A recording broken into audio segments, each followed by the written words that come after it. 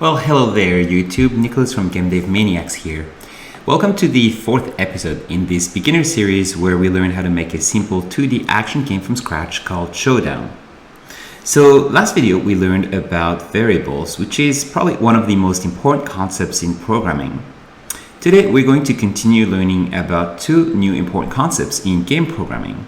The first one being the game loop, and the second one being conditionals.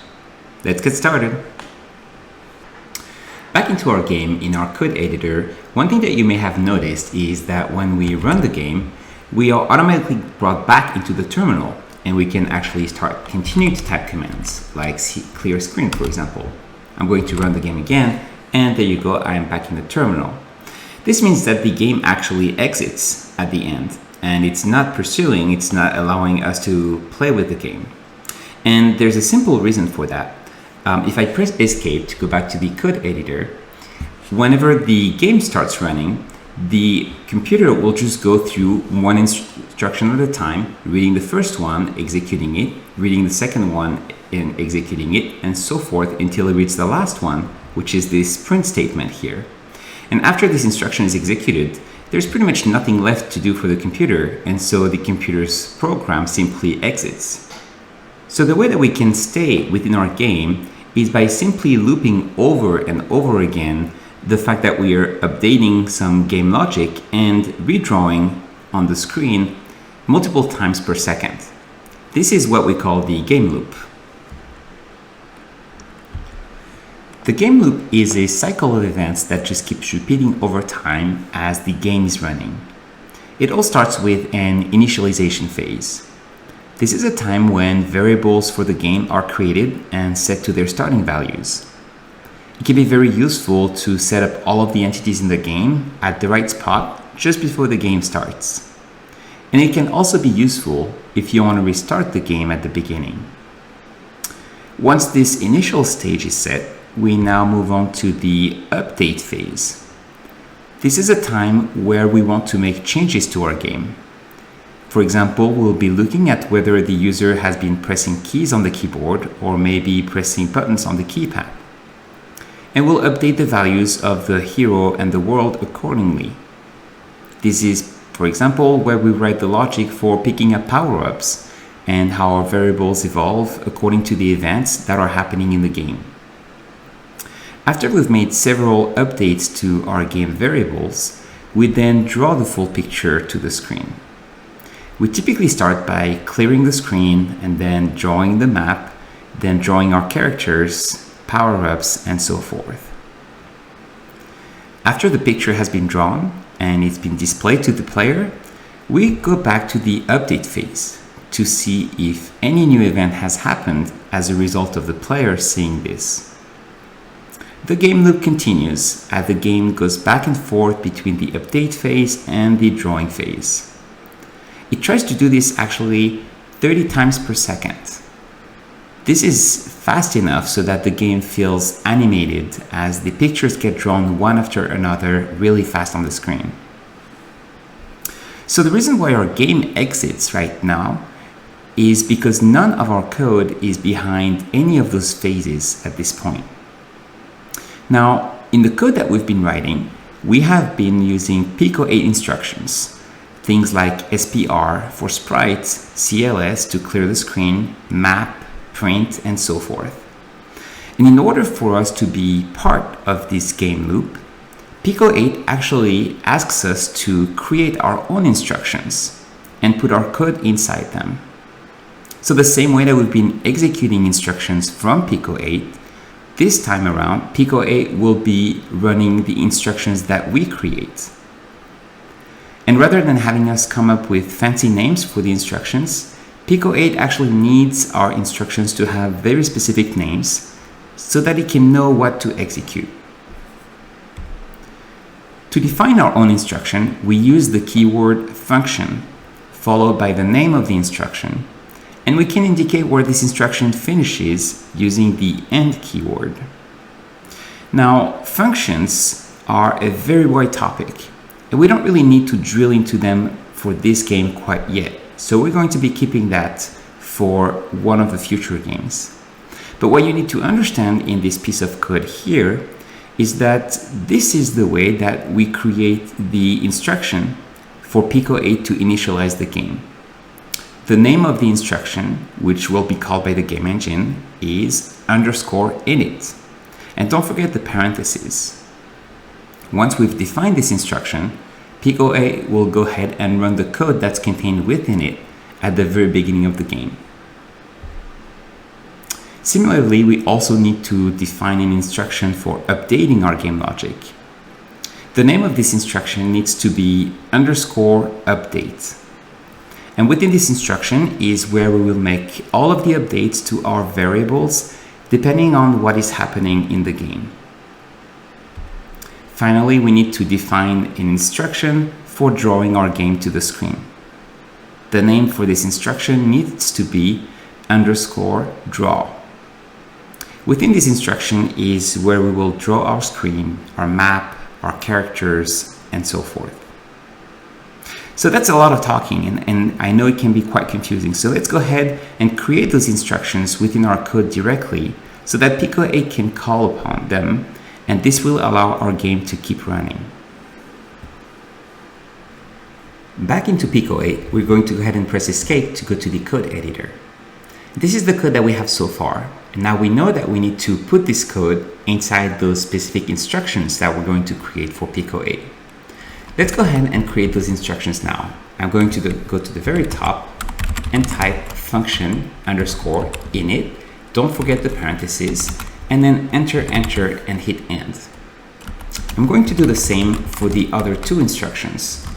Those are called update and draw. So now it's all about figuring out where do we place this code inside those instructions. Well, first of all, we want to initialize some variables at the very beginning. These things will be things like the title and then the positions of the characters. So I'm going to take this code here, which defines the variables margin, P1x, P2x, and I'm going to select it with my mouse and hit Ctrl X or Command X and go ahead and place it inside the init method. I will now press Ctrl V or Command V to paste it in place. One thing that is always nice in order for us to be better organized is to actually indent this by one character. So I will go ahead and select it and press the Tab key on my keyboard. This will increase it by one space. You could do this repeatedly if you wanted, and then you could decrease the indentation using Shift and Tab at the same time. This will allow you to keep your code neatly organized, and it will be a lot easier to read the code that is contained within specific instructions. Let's go back to our code and see what else we could move to this initialization phase. We know here that the title is not going to change, and we know also that the position of the title is not going to change. So I'm going to go ahead and take the definition of the variables title and L and bring them all the way until the initialization phase. So let me go ahead and select this code, and I will again use Ctrl X or Command X to cut it into the clipboard, scroll all the way back up to the init method, hit enter to create a new line, and then Command V or Ctrl V to paste it in place. I will go ahead and clean up the code a little bit. First of all, we don't necessarily need to have an empty line here, and then we can just use the Tab key to indent this a little bit better. So now let's look at the instructions that we have left. It looks like everything that we're doing are things that are being rendered on the screen. We're clearing the screen, we're printing a number, displaying a sprite, then we're drawing the map, we're drawing two sprites, and then we're printing our title. A lot of those instructions actually are not useful anymore. And the reason for that is because in the instruction map here, we pretty much redraw on the entire screen. So the number 42 and the sprite that was displayed get actually covered by this fourth instruction here. So I can just go ahead and remove these two lines from our code for now. I'll select it and press the delete key or the backspace key. I will then make a little bit of order here, and since each of these instructions print things on the screen and draw things on the screen, I will go ahead and take all of these instructions here and then cut it by using Ctrl X or Command X into our clipboard, and simply paste them inside the draw function. Once again, in order to keep those things neat and tidy, I will just select this code and then use the tab key so that it's indented inside the draw function. As you can see, we don't have anything in the update function, and this is fine for now. Our game is going to be static, but what we want to verify is that the game should still be running constantly after we start it. Don't forget to save by using Ctrl S or Command S, and then using Ctrl R or Command R to run. As you can see, the big difference here is that we're not back into the terminal, and I can actually press my keyboard and nothing will happen. The way that you can exit the game is by pressing the escape key, and this will bring you back into the terminal. Once again, you can run the game by hitting Ctrl R or Command R, and you will see that the game is now going back and forth between the update instruction and the draw instruction. I want to illustrate now how to use the update function to make updates into our game. Let's go ahead and press the escape key to go back to our code. And let's look at the various variables that we have. One of the interesting variables is this P1X here, which corresponds to the horizontal position of the first player on the left. We could use the update instruction here to update this variable over time. For example, one thing that I can do is say that P1X equals P1X plus 1. And remember that this is going to be executed by Picoate 30 times per second, meaning that every second we're going to run over this instruction 30 times, and the value of P1X is going to increase by 30 every second. This is going to appear like a seamless animation for the end user. Let's go ahead and execute our game. As you can see, our player is now moving forward as the X coordinate keeps increasing over time. Let's go ahead and press the escape key once again. We could do the same thing with the coordinate of the second player, but this time we could have him move in the other direction. In order to do this, we could simply say that P2X equals P2X minus 1. And remember that this is the distance from the left border of the screen. So 30 times per second, we're going to be executing this instruction, and P2X is going to be reduced by 1, meaning that the distance to the left of the screen is going to be reduced by 1 multiple times per second. And we should see the characters on the right start to move towards the left. Let's go ahead and execute our game.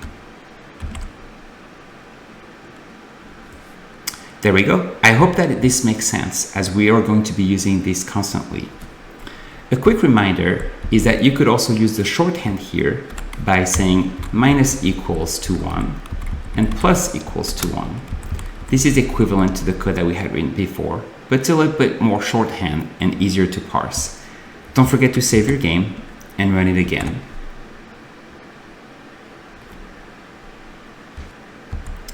It's time for our first challenge for this lesson. So using the game loop, can you figure out a way to make the title scroll down from the top of the screen all the way to below the screen? For that, think about which part needs to change over time, and you might want to store this in a variable. Don't forget to initialize this variable in the initialization phase and update the variable's value over time inside the update phase. Go ahead and pause the video now and see if you can figure this out.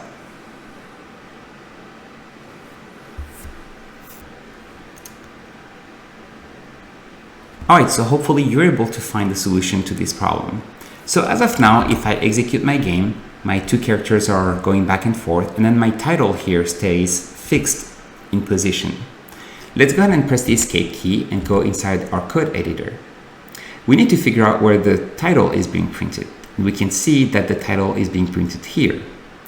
The vertical position of the title is being defined by this coordinate 20 here, meaning that it's 20 pixels from the top. And this is what needs to change over time. So we're going to go back all the way until the initialization phase, and we're going to create a new variable called title top. And we're going to start this at -10 so that the title starts above the screen. Inside our update instruction, we're going to update the title top's position so that it increases by 1 every single cycle, every single loop. This means that title top will go from -10 to 0, 1, 2, 3, and so forth. And this means that the position from the top will increase over time. This will make it so that the title scrolls down just as we wanted to do inside the challenge.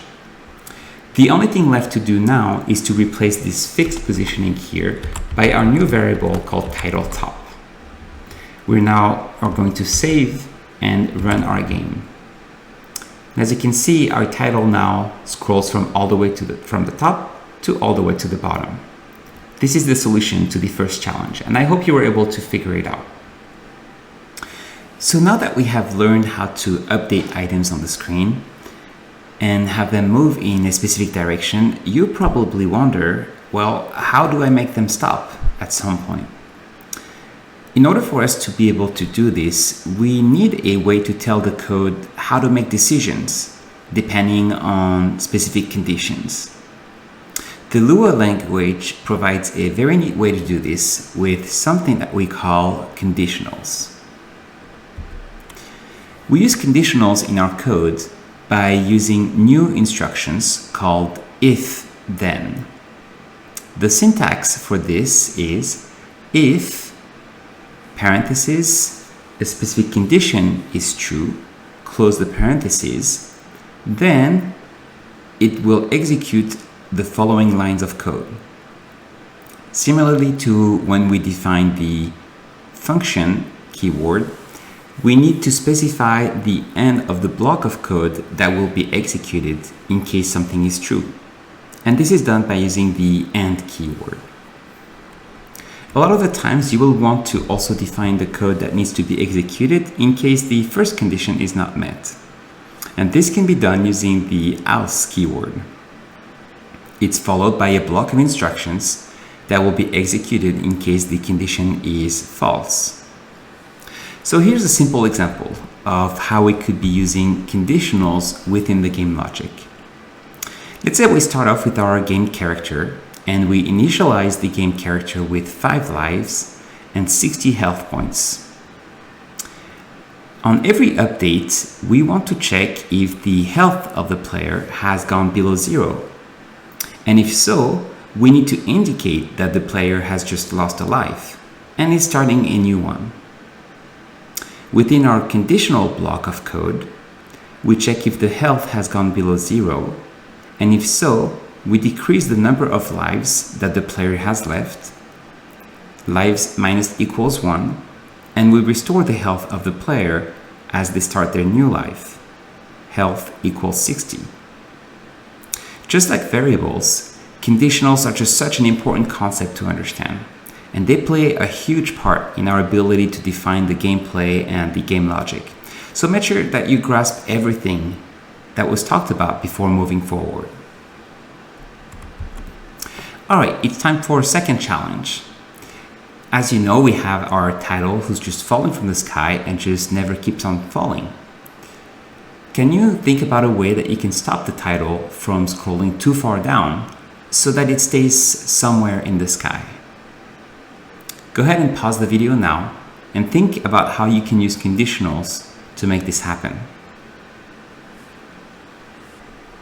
Alright, so if we go back into our game, right now the game is running, I will press the escape key to exit the game, and I will press the escape key again to go into our code editor. As a reminder, if I run the game again, we can see that our title just goes from all the way from the top to all the way to the bottom. And the purpose of this challenge is to figure out a way to stop the title somewhere midway in the sky. So let's go ahead and go back to our code again. And as we can see, position of the title is defined by title top. We are currently updating this variable inside the update method. And so one thing that we could do is just check whether that position, title top, has reached a certain point?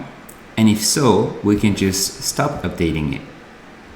One way that we could do this is by going here and typing if title top is lower than 20 pixels from the top, then we can keep increasing it. I've increased the block of code and I've pressed enter to go back to the line and then typed end to indicate the end of this conditional. So let's go through our code here. When the update method happens, it's going to start by looking at this conditional. Is the title top below 20? Well, the first time that we run our code, title top is going to be -10. So this condition is going to be true. The computer will then go inside and execute all of the instructions contained between then and end. This time, there's only one instruction, which is to increase title top by 1. And so after running this instruction, title top will be equals to -9. This will be run a second time after going through the draw function. It will come back to the update instruction. Title top will now be -1, which is still below 20. And so the second time around, it will again be true, and title top will increase by 1 to get to -8. This will continue to go on until title top reaches 20, at which point this condition will not be true anymore. At this point, title top will stop increasing because the code instruction title top plus equals 1 will not be executed. Let's go ahead and save our code and run it inside our game. And as you can see, our title now is stuck 20 pixels above the top. Now again, it's important to know that we're still going over these instructions 30 times per second. This condition is constantly evaluated, but since title top is not updated in other places in the code, then we'll always never execute this. This is the solution to this problem, and I hope that you're able to find it. Because conditionals are just so important, I felt like it would be interesting to have a third challenge, maybe this time combining some of the things that we have learned in our previous videos. So the third challenge is about creating a brand new sprite. Create a new cloud and have it move in the sky from left to right. Once the cloud has reached the end of the screen on the right, it should somehow reappear from the left. And this should go on and on as the game continues. Go ahead and pause the video now and see if you can figure out this challenge.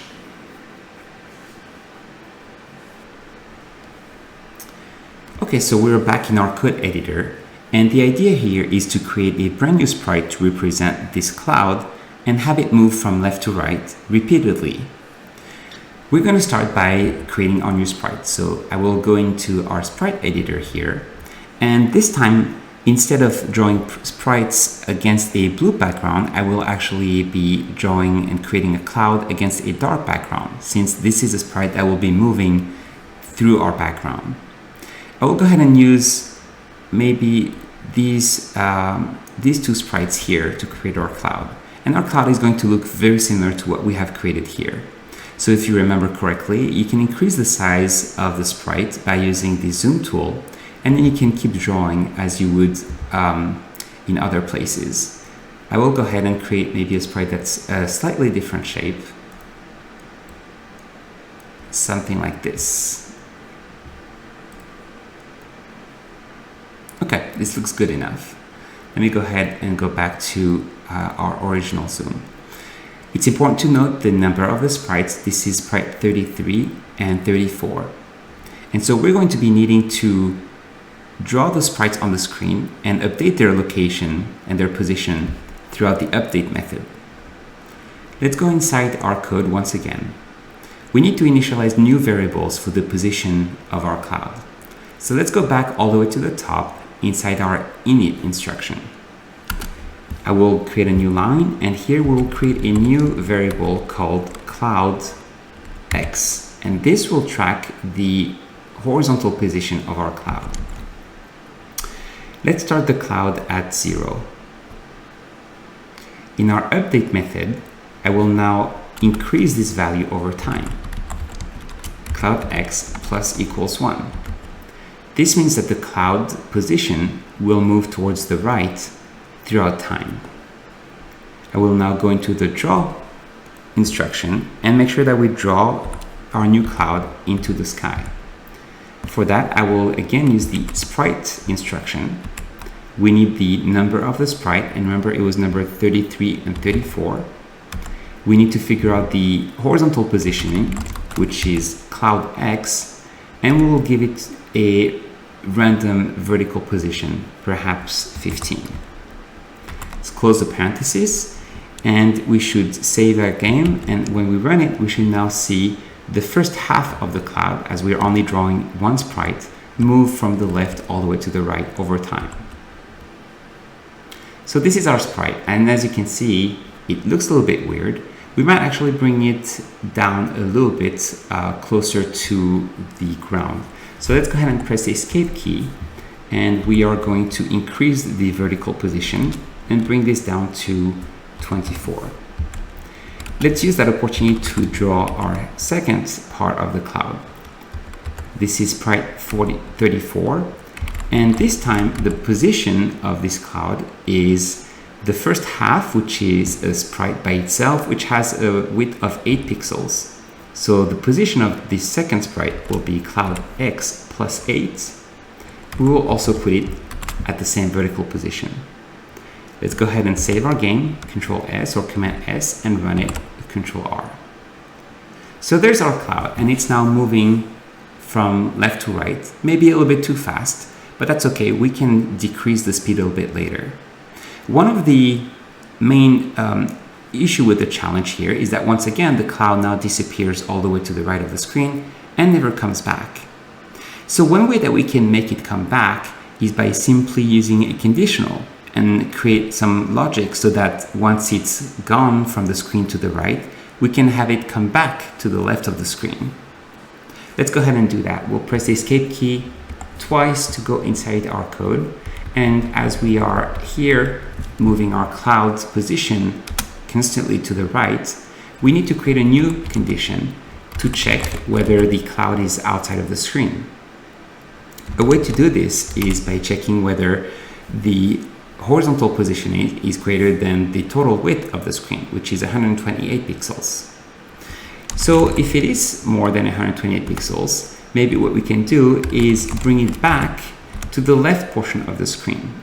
And we're going to set the position of cloud X to something like -40. We're going to close this if condition, save, and run our game.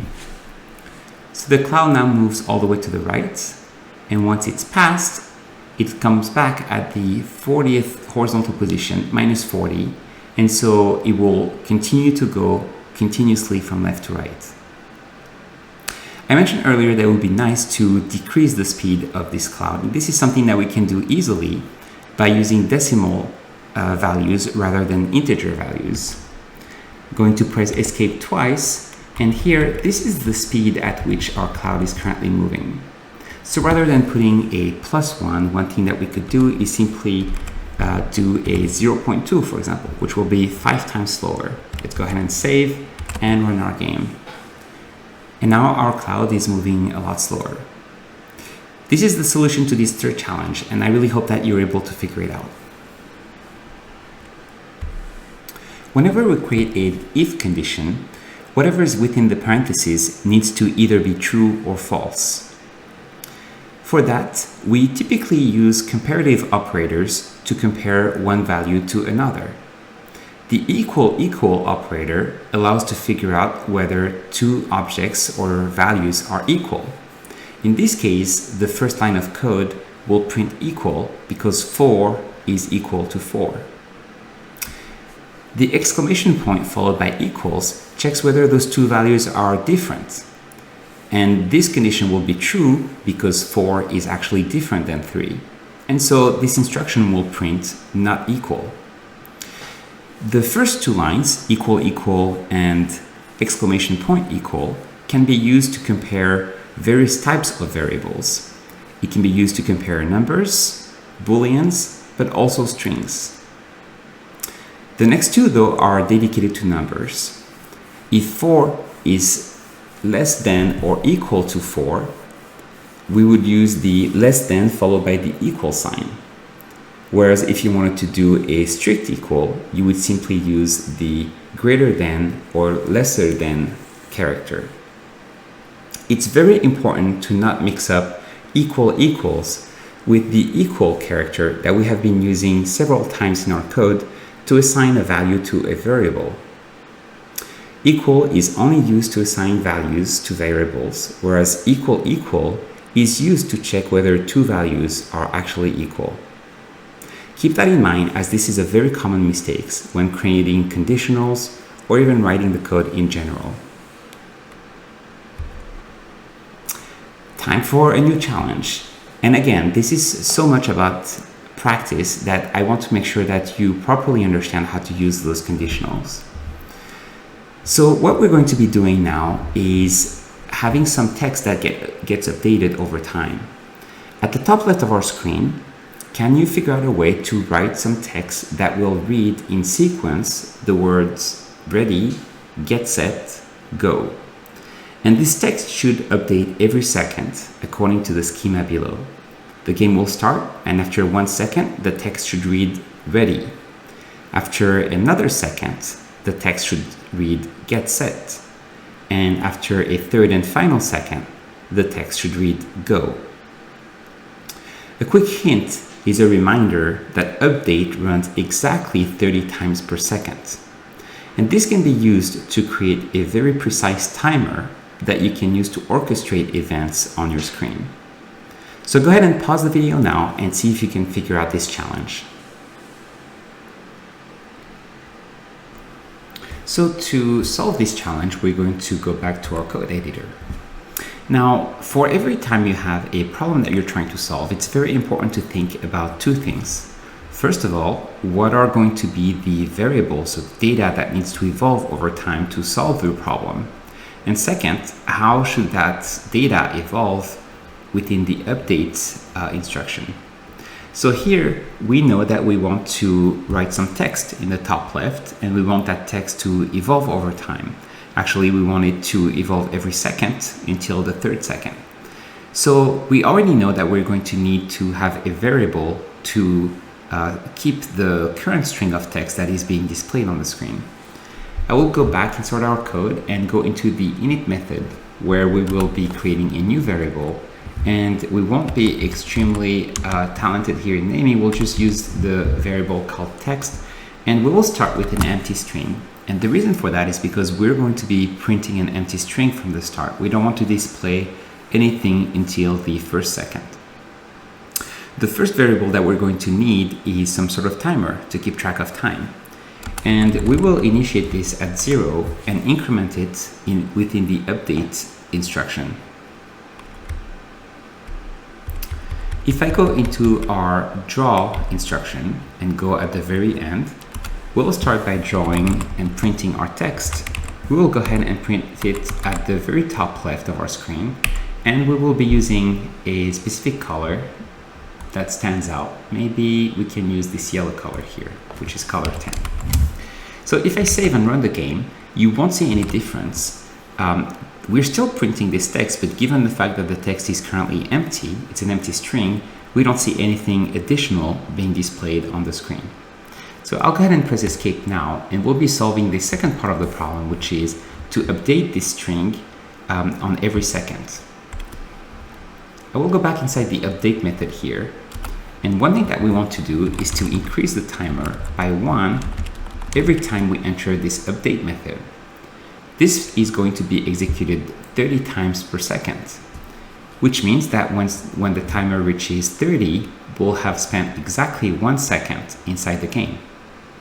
So I can now use a condition and figure out if we have spent 1 second after the game has started.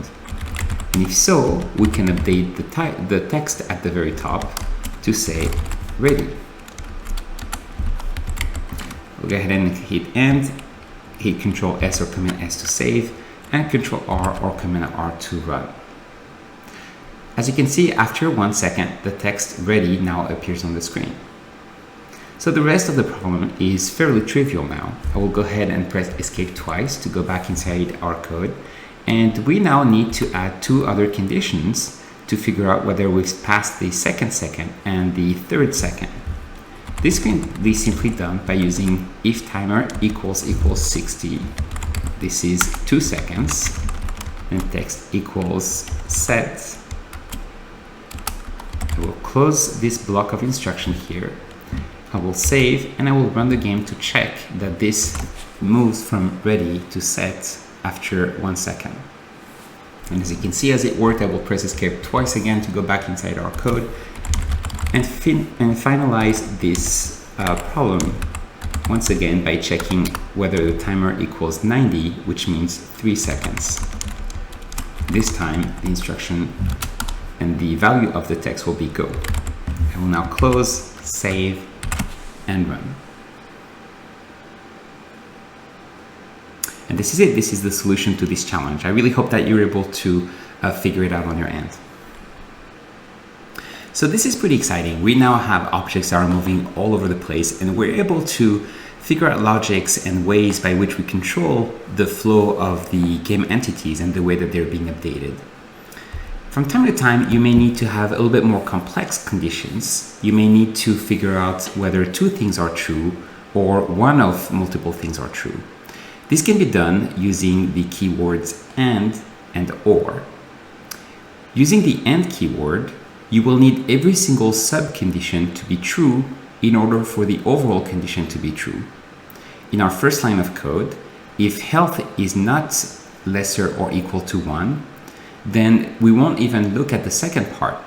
We'll just simply make it so that this entire condition is false. In order for that condition to be true, we both need health to be either less or equal to 0 and lives to be equal to 0. In the second part of our code, we're using the or keyword.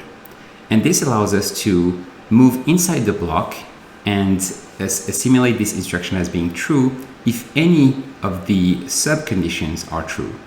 So if timer is greater than 600, or if we have this Boolean variable is ready that is set to true, any of those will qualify for the entire condition to be true. This is going to be extremely important, as a lot of the times you have multiple variables that are playing with your game states, and you need to update a certain logic depending on those variables. So the final challenge for this lesson, and I know we've been covering quite a lot, but it's really important to properly practice this area, is to figure out a way that we only display the two cowboy sprites if both the title has finished scrolling to this position where it stopped, and if we can read the text go that we just displayed in the previous challenge. This will require you to combine two conditions in order to display the sprites. Go ahead and pause the video now and try to see if you can figure this one out. So once again, with this challenge, we need to think about whether we need any new variable to store any new game state, and what needs to change in the update or draw method. Here, what we're trying to do is we're trying to only display our sprite characters once our title Showdown has finished scrolling, and once the text has reached its final state to say go. One thing that's important to remember as well, and you've probably seen this running the code, is that our sprite characters are still moving. And by the time we say go at the top, our sprite characters, which should be visible, have already left the screen. So probably what we need to do is to prevent them from moving altogether. So let's go ahead and press escape, and we are going to scroll back to the top here in the update method. We need to remove those two lines so that our horizontal positions stay the same for both characters. Press the backspace key, save, and run the game. So here our two characters are now always constantly visible on the screen. And what we want to do is only display them once we have both conditions fulfilled. I will press escape twice again, and here let's check where the sprites are being drawn. So we know that typically the drawing operations happen in the draw instruction. And these two lines here are where our two sprites are being drawn. So what we need to do is to create a new condition here. And within this condition, we need to first check if the text equals to go. And remember that if you were to do this, what would happen is if you would assign the value go to text. That's not what we want to do. We want to compare the values of this string go to the value of this variable text. And so for that, we need to use the equal operator. We want both conditions to be true, so we're going to be using the AND keyword. And the second instruction and condition that we want to check is whether the title has stopped scrolling. So if we go back to that logic inside our code, we know that title top is what defines the vertical position of the title. And we know that we're going to be executing this all the way until title top reaches 20.